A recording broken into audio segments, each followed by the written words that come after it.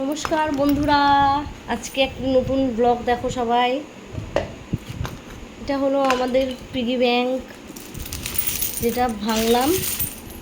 এবার দেখবো কত টাকা আছে। গরিবের পিগি ব্যাংক তো, তাই বেশি হবে না, হয়তো খুব কমই হবে, কিন্তু আমি তাও গুনে দেখবো কত হয়।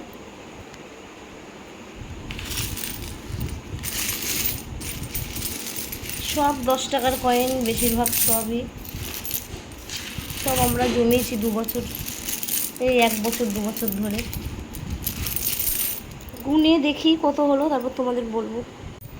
বন্ধুরা, পিগি ব্যাংকের টাকাগুলো পয়সাগুলো গোনা চলছে।